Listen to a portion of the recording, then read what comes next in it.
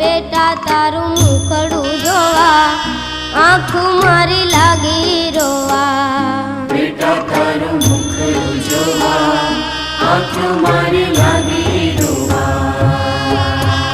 ઘરના ઘરમાં બેઠી માવડી લખે કાગળિયા ઘરના ઘરમાં બેઠી માવડી લખે કાગળિયા જય કેજો મારા દીકરાને તમે જય કેજો મારા દીકરાને આવે સંભાળ લેવા કાજ બેટા તારું મુખડું જોવા આંખું મારી લાગી રોવા